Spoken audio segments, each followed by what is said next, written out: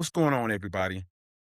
Welcome back to Raising Humans Together. Today, we're talking about something real important, and that is kids having anxiety and mental health concerns.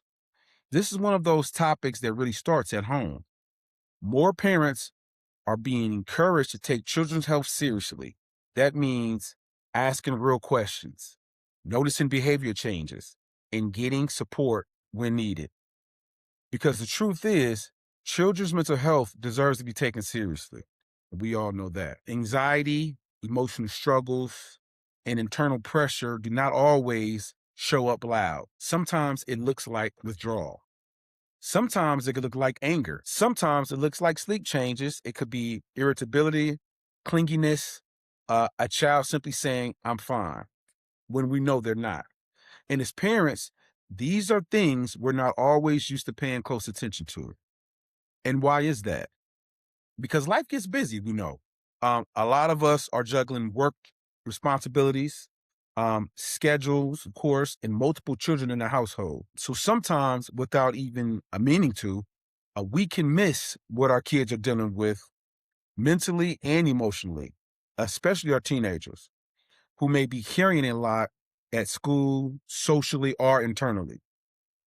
And I'll share a personal example with y'all. As many of you know, I'm involved with the youth group, a few youth groups, and I serve as an advisor. During one of our exercises, we were talking with the kids about emotions and mental health. Um, at one point, we asked if any of the kids had ever felt depressed, and we encouraged them by answering honestly by raising their hands. And my son raised his hand. And I'm not gonna lie, that kind of caught me off guard. It was mind-boggling to me because as a parent, I thought everything was good, of course, and I thought my child was okay. And something I definitely missed at the time when he was going through that phase, of course. But in that moment, it reminded me that sometimes our kids can be dealing with something internally and we may not fully see it right away. Now, after we talked, of course, through it, I realized something else that pretty much is important for parents, of course, and kids to understand as well that there is a difference between being in a bad mood and being depressed. I explained to the kids that everybody pretty much has bad days. Everybody can get in a funk. Everybody can feel off, frustrated, tired, and irritated at times, but that is a different from a deeper emotional struggle that stays with you and start affecting your thinking, your mood, your motivation, and how you move through life. And I think a lot of our kids do not always know the difference. So sometimes they use heavy words for temporary feelings. And other times, they may be really be dealing with something serious and just do not know how to explain it at all. And in that moment, it really made me look in more as a father. And it made me pay closer attention. It reminded me as well, even when we think everything is fine, we still have to check in our kids mentally and emotionally because sometimes the signs are not loud. Sometimes the lesson is simple. Uh, I would say pay attention, ask questions, never assume your child is okay just because they look okay. A lot of kids are smiling in public and suffering in private. Many children, they do not know how to explain anxiety, pressure, or emotional stress. They may not come right out and say, they are struggling, but can show up through behavior changes. Shutdowns is also something that they'll show clinginess, anger, or withdrawal. Sometimes what looks like attitude is really anxiety. So sometimes what looks like laziness is really emotional overload. So I'm going to give you guys some relatable examples of what anxiety and mental health concerns can look like for kids. First, we'll start with the child who says, I'm fine. A parent notices their child has been quieter than usual. If they're still going to school, still doing their work, um, still saying, I'm fine. But little by little, the parents notice that they are not laughing the same. They're not talking as much. They're alone in their room a lot more. And later that child opens up and says they have been feeling overwhelmed, worried, and stressed for weeks, but did not know how to explain it. And that's the point. The point of it is not every struggling child will look like they are falling apart. Some children suffer in silence. Another example is the child with stomach aches before school. If your child keeps saying their stomach hurts every morning before school, um, at first the parent thinks it may just be an excuse to stay home. But after paying close attention, they realize their child is anxious about going to class, being around certain students, are feeling pressure at school. What looked like misbehavior or avoidance was actually anxiety showing up physically. The point of this would be sometimes anxiety shows up in the body before it comes out, in words. So pay attention to those things as well. Another example is a teen who starts snapping at everybody. Your teenager who used to be easygoing suddenly becomes, irritable, short-tempered, and easily frustrated. As their parent, you think, your child's just being disrespectful or moody. But after real conversation, you learn the teen has been carrying pressure from school, social drama, social media, and fear of not measuring up. And their anger was actually covering stress and emotional overload. And as parents, we have to realize that sometimes what looks like attitude is really internal pressure and anxiety. The next example, the child who stops wanting to do what they love. Um, a child who, for an example, enjoys basketball, dance, gaming, hanging with friends, or family outings, starts losing interest in everything. They seem drained, disconnected, unmotivated. And as parents, we notice this is not just a phase and start asking deeper questions. The child eventually admits they have been feeling sad, mentally tired, and not like themselves. And as a parent, of course, we should take heed of this. And when kids start pulling away from things they normally enjoy, that definitely becomes a warning sign, and it should become a warning sign. Fifth example, the teen that's obsessed with being perfect. A teen who works hard, gets good grades, stays out of trouble, and looks like they have everything together. But behind the scenes, they are constantly anxious and afraid of disappointing people and putting pressure on themselves to be perfect. Now they stay up late, overthinking everything, and panic when they make mistakes. Everybody sees a high achiever, but few see how overwhelmed they really are. And the point of this overall is some kids do not act out when they are struggling. Some overperform while silently falling apart inside. These are just a few examples of how anxiety and mental health concerns can show up in your children. It does not always come loud as well. Sometimes it's definitely quiet. And that's what I've noticed as a parent. That is why parents have to pay attention, because our job as parents is not to just correct behavior. It is also to pay attention. Now let's get into what parents can say in these situations of examples that we just went over. If your child keeps saying, "I'm fine," you should reply with, "You keep saying you're fine, but I notice you seem quiet lately." You can also say things like, "You don't have to have all the words right now, but I want you to know I'm here for you." If someone has been weighing on you, you can talk to me without fear. Another great way to approach it.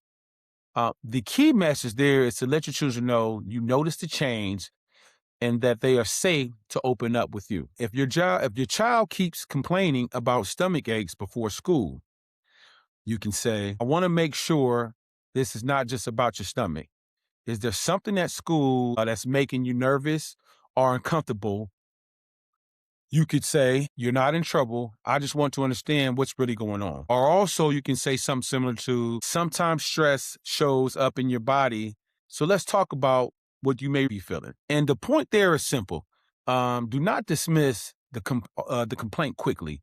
Explore whether anxiety may be underneath it. If your teen starts snapping at everybody, of course, you can say, "I know your attitude has been off lately, but I want to look deeper than just your attitude." Another example, "You seem frustrated than usual. What's been weighing on you?" And also another one good one would be, "I'm going to correct the disrespect, of course, if they're being disrespectful, but I also want to understand what's going on underneath it. So you definitely got to make sure you correct that disrespect. But at the same time, we need to hold them accountable while also looking beneath the behavior. Definitely important. If your child stops enjoying what they usually love, of course, when you notice that, you can say, I noticed you haven't seemed excited about the things that you usually enjoy. Another one would be, you seem a little disconnected lately, and I just want to check on your heart and on your mind. Another question to ask is, have you been feeling sad, tired, overwhelmed, or just not like yourself? That helps point out the change gently and invites honesty. If your teen is obsessed with being perfect, you can say, you do not have to be perfect for me to be proud of you. Tell my son that all the time. Another good one is, I see how hard you've been pushing yourself lately, but I want to know how you're really doing emotionally. And it's okay to do your best without carrying the pressure of being perfect all the time. The goal is to help them separate their worth from their performance, which of course our kids are worth more than anything. Now let's get into some of our helpful techniques for emotional and mental check-ins. Ask real questions, not just surface questions. Do not ask the regular cliche question, how was school? Ask deeper questions like, what's been on your mind lately? Have you been feeling overwhelmed? Is there anything bothering you that you haven't told me? Another one would be, do you feel stressed, worried, or pressured about anything? You can also say something similar to, you do not have to hide how you feel for me. You are not in trouble for being overwhelmed.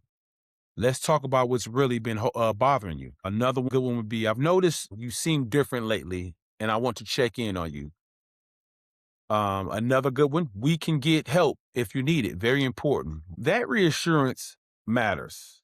Kids need to know they are safe to talk, and they need to know that asking for help is not a problem. Sometimes the strongest thing as a parent can do is slow down, pay attention, and ask better questions, and make sure their child knows they do not have to carry everything alone. Watch for patterns, not just moments. One bad day may just be a bad day, but repeated changes in mood, sleep, energy, appetite, school performance, irritability, and social withdrawal may be telling you something deeper is going on. Parents have to watch for patterns, not just isolated moments. Create a safe emotional space at home. Children open up more when they do not feel judged, when they don't feel rushed or punished for being honest. Parents need to make it clear that emotions can be talked about without shame. And I also recommend finding a place where both you and your child feel comfortable having real conversations, of course. For me and my oldest, it's outside, actually out here. It seems to work best. We open up, we share a lot of private things. It gets us away from everything else as well. We get fresh air, there are fewer distractions, and that tends to be where our serious and personal conversations happen best. So I designated this spot right here. Um, you also want to teach kids healthy ways to express and manage their emotions. Help children learn how to identify and name what they feel. Teach them healthy ways to process their emotions, such as breathing, pausing, talking. Journaling is another good way to express how they feel, moving their body and asking for help overall.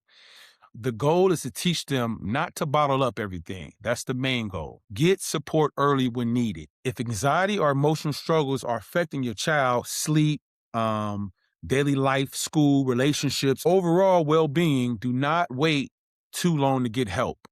Early support can definitely make a big difference.